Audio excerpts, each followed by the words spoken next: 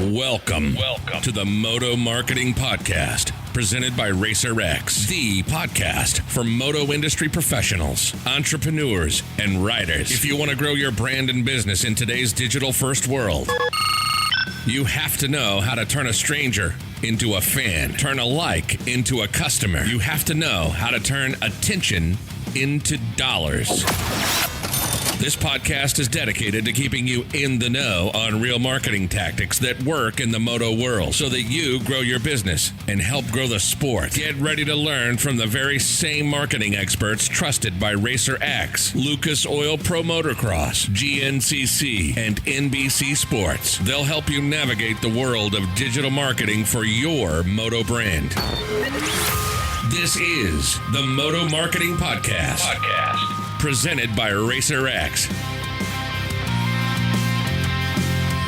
Welcome back to another episode of the Moto Marketing Podcast. Excited to be here with you. I'm your host, Luke Nessler, CEO and co-founder of Impact Media.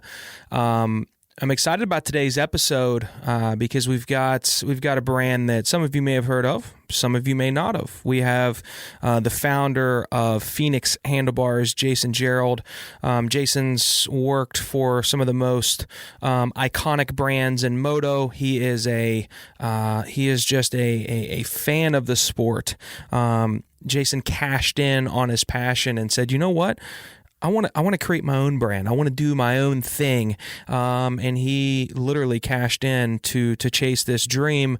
And we talked to him about it. Today's episode is a little bit different, just because Jason does talk about where he's been, how he got to where he is today to create Phoenix Handlebars. But Phoenix Handlebars is still very much in the growth stages, right? It's not where he wants it to be yet. So he tells us what he's done to get it to where it is today. But I share some of my advice and just what I've learned over the years of helping some of the biggest brands in moto increase revenue. And we have a really good marketing conversation, and I think Jason took away some nuggets of information that he can apply in his business. And I hope that it's something that after listening to today, that you can apply in your business as well.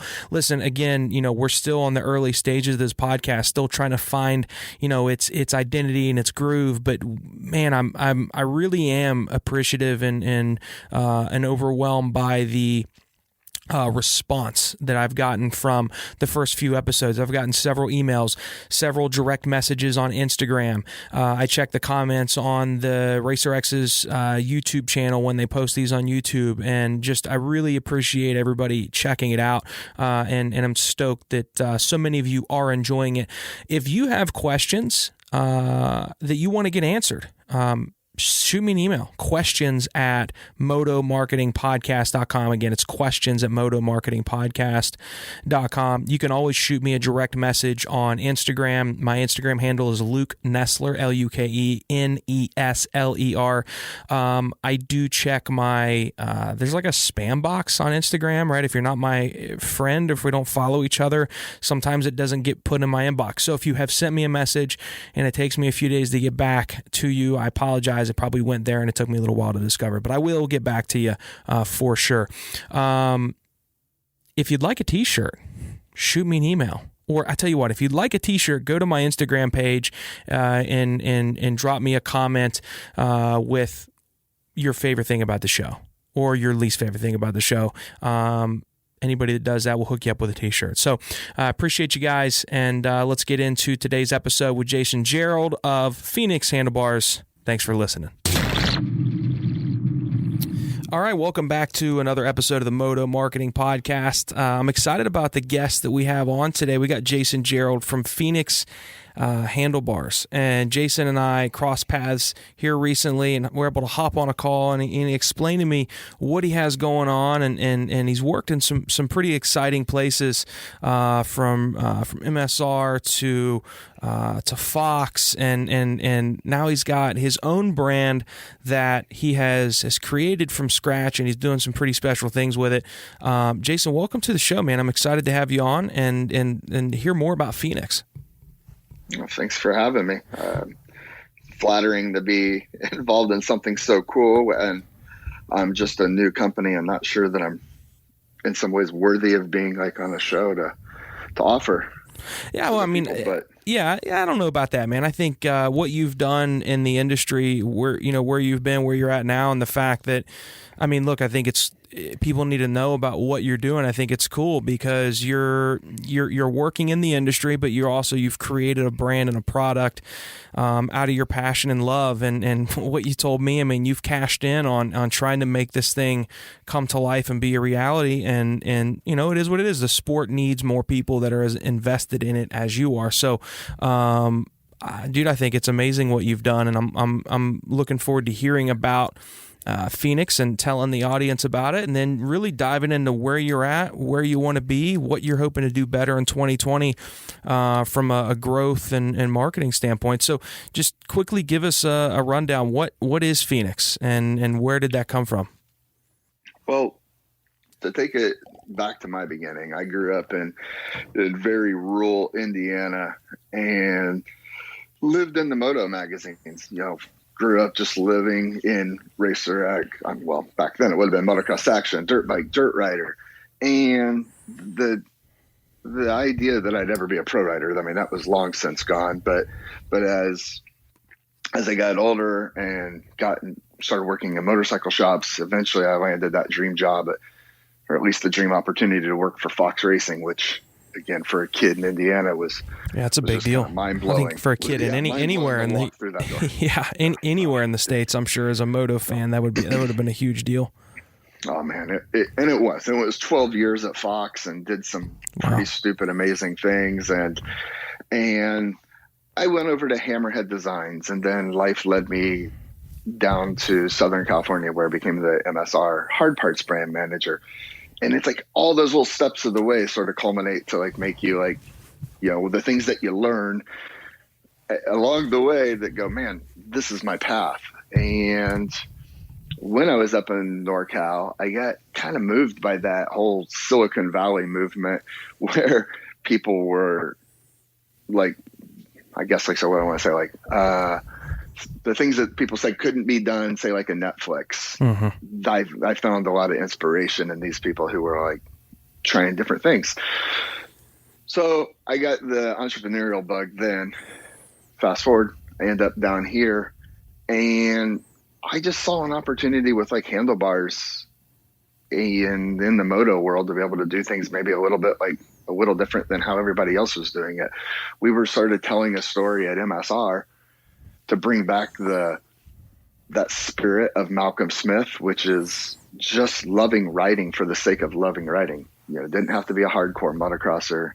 You could be a weekend warrior, but you could be a hardcore rider and you just love to ride for the sake of riding. So I wanted to continue to tell that marketing story that we were doing at MSR and apply it to Phoenix Handlebars. And I always thought handlebars were rad from the early days when Ricky Johnson was running Renthals. So that was just the product that I wanted to be involved with. Give it some life that I didn't think the other brands were doing, and tell a little bit of a different story from a branding perspective. Then, for sure, yeah. For sure. So, I want the audience to know, like, what intrigued me the most about you and your story is, I mean, you're laying it all out on the line here. I mean, you're not somebody that, you're not a trust fund baby that just had all millions laying around. You're like, yeah, I'm going to do this thing. Like shit, man, I wish. Yeah, you're really the sport needs to hear more stories like this and needs more people like you to let people know what's possible. So, I mean, if you're comfortable, tell us. I mean, like, what. You're all in on this. I mean, you have another job in the industry. I'm an open book, man. You have another job in the industry, but you've cashed in on this as well. So talk to me about that, because that's what I think intrigues me the most about you and really shows that, man, shit, dude, you're in this for the passion. Right. And I think it's cool. So tell me about that. Well, the wife and I talked about that, and I had like saved the money that I had saved from, when I was at Tucker Rocky MSR. Right. So we took that money, and you're right. I just pushed the chips into the center of the table. I'm like, dude, we're going all in on this. And my wife's kind of like, is that really smart? And I'm like, nope. But I love moto. I'm not ready to give up like on a sport that has given me so much stuff, man. I mean, it's really, I could go on and on. I was thinking about stories the other day when I was talking to somebody about the rad things that I've been able to do. And so like when the thought came about like building this company, it's like, we hear a lot of the negative things that are being said like right now in the moto industry. There seems to be a lot of people kicking the can down the road. People aren't walking through the stores like they once were. Kids are not like riding motorcycles and stuff like they once were. And I find, yeah, that's true. Man, there is a ton of people showing up to these off-road events these days, like the Indiana IXCR, race, and the other series that they've got going on there. We sponsored, what was called the Big Six, and that was like NGP, series, and look at the GNCC. I mean, they're putting record crowds like on the line. Oh, it's amazing. That's just the people who are racing. Never mind like all the people that are actually going out and doing dual sport rides these days, or just riding with their buddies, like in the people who are lucky enough to have a farm. So while sometimes the numbers like tell like one story that people are going this way, it's like in my heart, it's like, I don't care. It's like, I never set out to be rich in doing this. It's like, if I made just even like a decent living and could ride my motorcycle and get out to events and hang out with people who ride motorcycles, that was worth it. It's a passion project. Investment. Yeah. It's a passion project. It was. It was, of course. Like I say, I would need it to be successful because it's all that I want to do. But yeah, I think that's the unique thing about this sport, and for who this show's really geared for. I mean, look, we're all in business to make money, but I think the different, look, with my ad agency, I can make a lot more money working with brands that bore the daylights out of me that I have no passion for, but have multiple six-figure budgets. Well, that's not what gets me up, right, in the morning. So yeah, I think we're all in this to make money, but we want to make money doing something that we enjoy, and I think that it speaks volumes for you and what you're doing with Phoenix. And you have a very savvy marketing mind and a brand storytelling mind. Talk to me about. So Phoenix, when it just like it goes from concept to, man, I've got the product on my hand, I've got some inventory. How did you start to get the attention of the marketplace, and what are you doing now currently to continue to get that awareness on the brand? Well, I think like when you certain people like have that luxury of like if they already had money to start to create a business, or maybe like wherever they were located, how those things kind of affect like how easy or hard it would have been to get things rolling. I had the luxury of being in Southern California, for starters, which is still a hotbed of moto activity. Because I've been in the industry so long, I had like ample connections kind of with like the media channels, but I never like set out to just ask them to blow this up for me. I mean, I wanted it to happen a little bit organically, because I think that as people discover something new, like a brand like this, and it's not force-fed down their throat, I think that's the thing that people will kind of gravitate towards the brand and want to be included in it because of that coolness. Right. And that's where I've like struggled like on a marketing thing, because I understand like where we are as far as like, using your Google Analytics, using all those like digital tools that are available to us to find out every last little detail about our customer. But then there's a part of me that likes to think it's like, man, it's moto. I know my customer.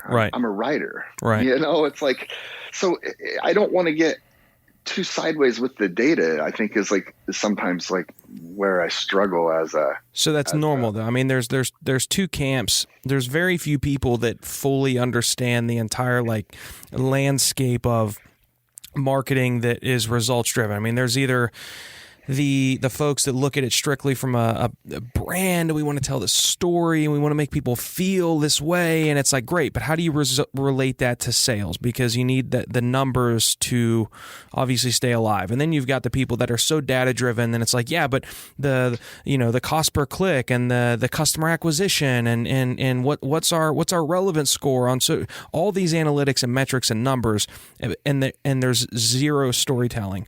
So when it's done right, it's a matter of you understand how to put those two pieces together, which I really do think you get that, or you have the potential to really let that be the next step. Because the first conversation we had, just from your time at Fox, like you get the way the branding and storytelling and that narrative makes somebody feel. So the next step is, okay, how do I use that to get the attention of the marketplace? How do I get that attention? And then how do I keep that attention and drive that attention into a quote unquote sales funnel to get somebody to actually buy? And then that's when the analytics and all that comes. You can't leverage Google and Facebook ads to the max if nobody knows what the heck your product is. Why is it different from the other brands out there, from the big ones to the small to the medium-sized ones? What's different about your brand? That's where the storytelling comes in. You get their attention, and then it's what you do with that attention to get them to go to where you want them to go. Then when they're there, your site, your store, the numbers show that 70% of the traffic that visits any website is not going to buy the first time.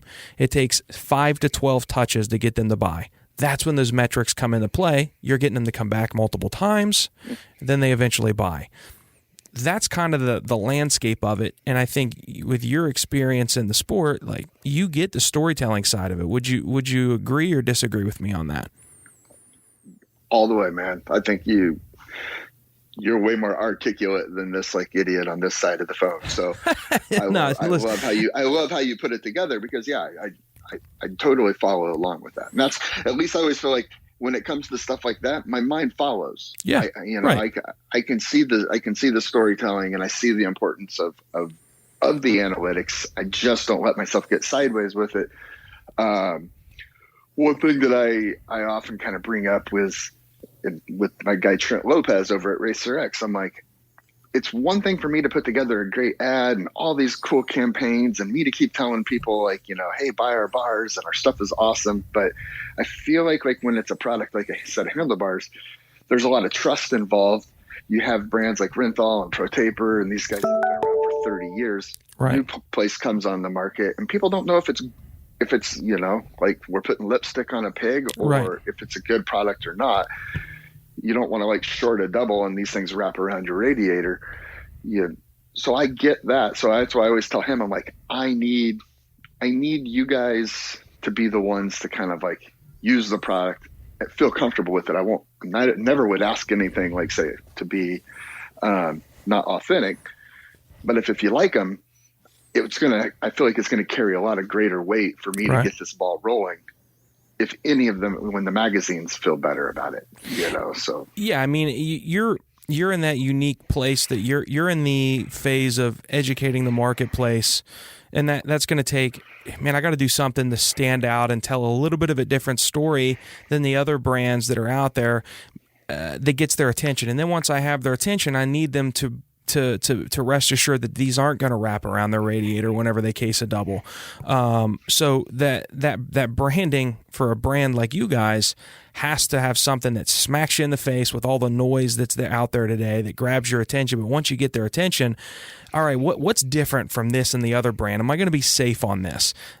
Mm-hmm. And that's still not enough to get them to buy. That's when your digital assets like Facebook ads, Instagram ads, YouTube ads, Google ads, that's when all that comes into play, because they know who you are. They understand your key differentiator, whatever that may be. Now it's a matter of repetition, speaking to them enough, getting their attention for long enough, and taking them to where you want them to go, which is your store, and then continuing to market to them. We call that remarketing, enough to where they actually go and buy. So the biggest mistake that I see brands make is they want the customer to buy when they want the customer to buy. And we live in the customer's world. We have to be there when the customer's ready to buy, and we have to influence their decision to get them to do that. And before we hopped on the call today, you had mentioned that you just finished up a design of a full page ad in Racer X, and there's so many questions being asked today about, hey, should I do print? Should I do digital? Should I do online radio? What should I do? And the answer is you should do everything. It's not that digital works better than print. It's not that print works better than digital. It's a matter of it's omnipresence. You need to be everywhere that your market is at one time, and when you're in those places, you need to tell the right story. So your one page ad in Racer X can't look like your Facebook ad, and your Facebook ad can't look like your Google ad, and your Google ad can't look like the billboard ad that you're going to run on the 405 or whatever it is. Does that make sense? Yeah. You agree with that? Yep. What? Yeah. I mean, I like I always like being cohesive enough that it's like, say, like with all the design elements, like in our case, it's like rather than have the slew of colors, like right now, we came out with everything that was like black, white, and gold. I like the elegant, style of the gold. And that's your branding, right? And pretty much everything I've seen from Phoenix is black, white, and gold. Right. Yeah. Black, white, and gold. I'm definitely planning on adding, colors. I know people want colors, but as a kind of an initial statement, I felt like it worked because it's like it became our colors. Mm-hmm. And so I keep with that sort of cohesive style, whether it's Instagram, Facebook, my email blast, and these, the Racer X ad, and I've done some other ads with like some of the other media channels. So I try to keep that stuff. But you're right. One of the beautiful parts is when you're small like me, I can keep trying different stuff and see like what I like, and just, dude, I have nobody else that I like answer to. It's like if it doesn't work, it's like it's my fault. So you it's steer like the ship whichever way you want it to go. It's nice. Man, we're spinning around out there in the middle of the ocean, but I love it. But the nice thing is with that, man, like, I mean, and my company operates the same way. I don't have 4 levels to run a simple decision through. Like if I'm like, I'm going to run this ad in Racer X. Hey, I'm going to go spend X amount on Facebook ads next month.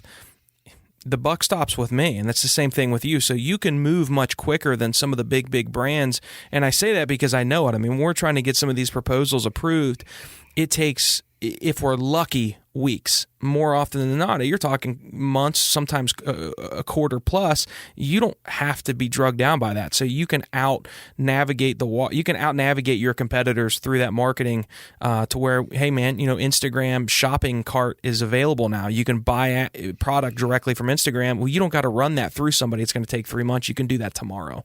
And that's a big thing that plays in your favor. I think something you should consider doing when this ad comes out in Racer X, you should time some social marketing around that and target people that are showing interest in, the top riders of today, that are showing interest in Racer X. Facebook page alone is big enough to be able to target people that are interested in Racer X. Geolocate some of the upcoming Supercross rounds so that when you've invested in this print ad, when people are seeing you there and then they get on Facebook and they're seeing you there and they get on Instagram and they're seeing you there, that's how the ball starts to roll. That would be my suggestion, at least.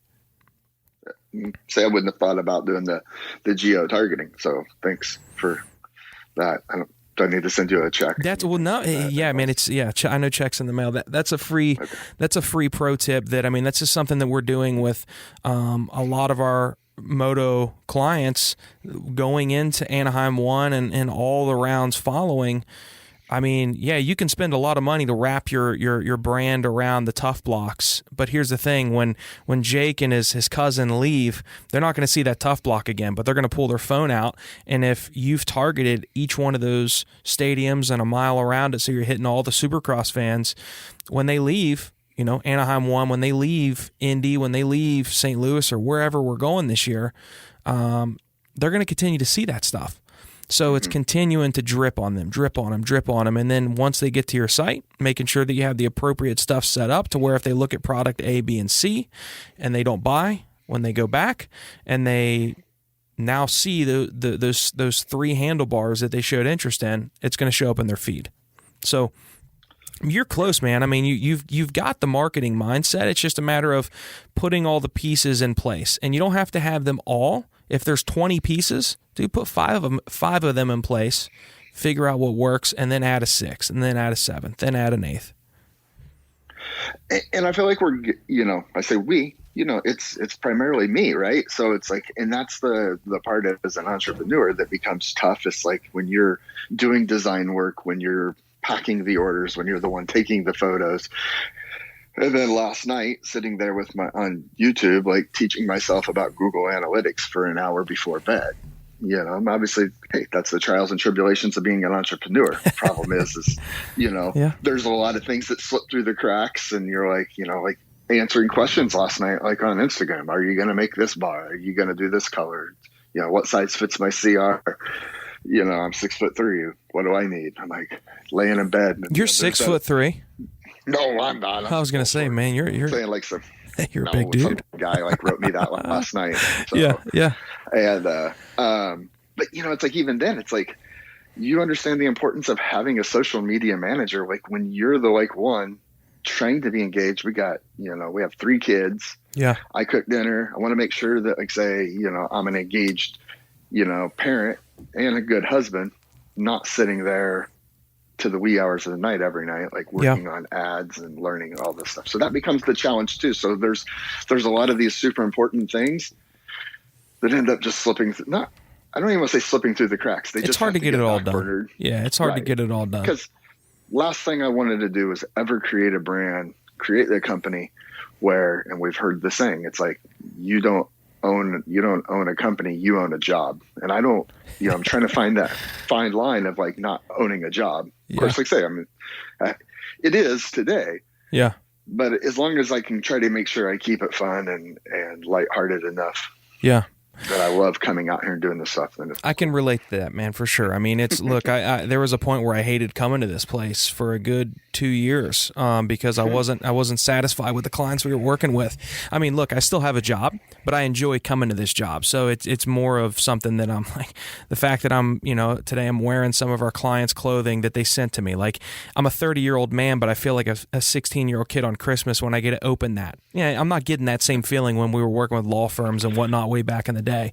So I think it's it's finding that balance and the biggest thing is so many people in this area of focus with marketing, they don't focus on profit producing activity. They're so worried about the small things that aren't going to make an impact at the end of the day.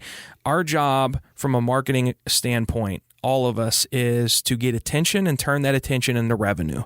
Well, the size of your logo at the top right-hand corner of your website is not going to determine if you have a 10% increase in sales. It's a matter of, okay, I understand where my customers are at. I understand that Racer X has the digital avenues. They have podcasts that we could probably partner with and advertise. They have their website. They have their print. I've got that. I know I need to learn Facebook and Instagram. My website isn't on Shopify. I really need to move it over to that because that's the best solution for e-commerce. So it's a matter of these are the profit producing activities that I need to be focusing on, and I need to get all this other trash off of my plate. And that's when the needle starts to move. One other thing before I forget this, I think there's an undervalued aspect right now that's going to change. It already has in other industries, but in moto, it's not. Influencer marketing is so undervalued in moto right now. I mean, if you ask who's the most popular moto guy on social media right now, who would in your opinion, obviously, who would that be? Kenny? It's Brian Deegan's son, Hayden Deegan. He's got the biggest following. His YouTube channel does more than what some TV shows. Now, obviously Ken Roxon's got a massive following, but Danger Boy Deegan rivals that. So obviously you're probably not going to go get Ken Roxon to put your bars on his bike. It's probably just not going to happen. But you've got folks like Jeff Walker. You have a guy that wrote into my show last week that it's called I just blanked out and forgot. I will find it in a second. It's a YouTube channel that documents his son, who isn't a pro level rider. I think it's Kid Epic. But the bottom line is this kid gets 1 million views a month. All right, awesome. Well, how about that? Nobody's coming to him with $30,000 and saying, hey, will you advertise our stuff? So you say, hey, man, I'm going to hook you up with a couple sets of Phoenix Handlebars for your kid. Would love if you guys just rode them and let us know what you thought about it. Guess what? He gets 30,000. He has 30,000 subscribers. He has 1 million views a month, and nobody, as of right now, is seeing the value in what this kid and his dad are doing. But he's getting more views than what you're paying to get on TV commercials. So it's little things like that, finding those influencers, AJ Catanzaro, Jeff Walker, the kid that I just told you about. I'm going to find it. I feel terrible that I forgot who it is. Vlog Epic. That's what it is. Vlog Epic. Write that down because you might want to reach out to him. I will.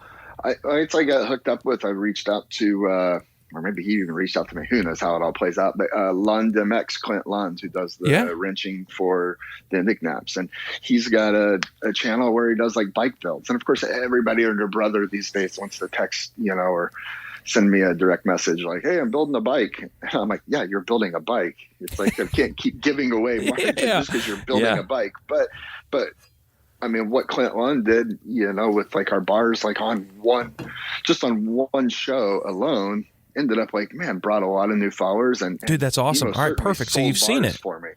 You've seen that work then. Yeah, that's all. All right, great. It was awesome. Yeah, I'm a big fan of.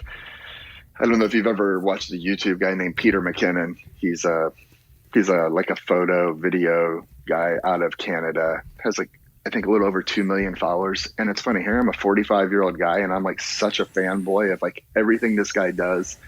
And he's partnered up with James Coffee, which is based out of San Diego. So when I was down in San Diego, I just had to go to James Coffee because of Peter McKinnon. I mean, I felt it's funny. It's just how that works. That's why they're called influencers. I mean, look at Seven Deuce Deuce. I mean, he literally won a award from Pulp MX and money because of the amount of mains that he didn't make. But you go to his truck or his pit, and he has more fans than some of the guys that are in the top 10. And it's because of his social following. So I'm saying that obviously, wake up riders. If anybody's listening to this, you guys need to put make it a priority to try to grow your following if you have that personality. But for brands, I mean, whether it's someone like Jason or if it's, the biggest brands in the sport aren't doing a good enough job of it. And it's a very undervalued aspect of our sport right now that will change. I can tell you some of the OEMs have reached out to me and they're, they want to know what can we do better to get our youth, our amateur riders growing their social following. So they're asking these questions. It's going to change, but right now we can, it's like buying Amazon stock for $1. You're not going to get that, but you can in this sport. Well, Emily, that day I wrote you to tell you that I loved what you were doing. It certainly wasn't with the intention to think that you and I were going to be doing a podcast. It was truly because I thought it was awesome that you were bringing this marketing mindset to this industry that I've worked in and loved, because, I think people, all the brands need to kind of have that excitement, bring that excitement to our people, because at the end of the day, we're not competing with the brand down the road. It's not Phoenix Handlebars competing with Renthal or Pro Taper. It's all of us competing with other forms of expendable income, because as soon as it's not fun to go buy a set of handlebars or ride our dirt bike, they're going to pick up golf clubs, right, or they're going to go find something else to go do, build a truck, or who knows what it is, but if we lose one guy, we not only lose that rider, we lose their 3 or 4 other friends. Yeah, because absolutely. It's I was going to go ride with Betty, but she's not riding this weekend, so we're out. We're going to go to the movies, and that's less people going to the local track, 4 less entry fees, and next thing you know, man, it's track's closing.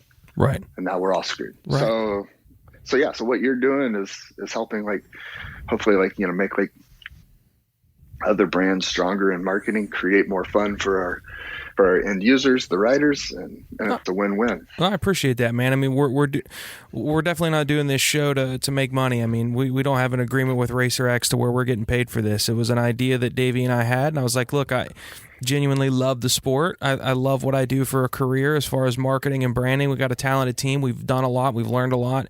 if I can bring any type of value to this sport and help anybody even a little bit, then it's worth it. And it's already been worth it. Meeting you and man, several other people that have reached out. It's been cool, and I hope that people are getting value. I mean, obviously, you got some people that talk trash because it's another podcast, but we are trying to do something a little bit different. So, man, it's awesome. Yeah, I wonder how many are the casual listeners listening to something like Moto Marketing, or is it? I mean, you're obviously maybe seeing the analytics on that.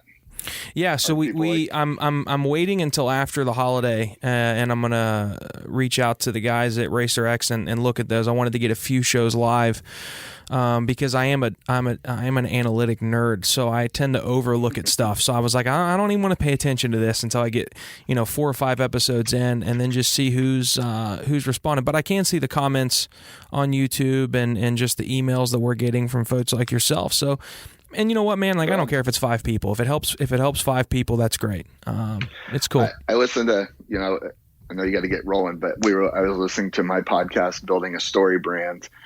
And the other day there was a lady talking about, she was social media marketing expert, and was talking about like being engaged with 500. If you only had 500 followers versus 500,000 followers, being engaged with those 500 followers 100% greater weight.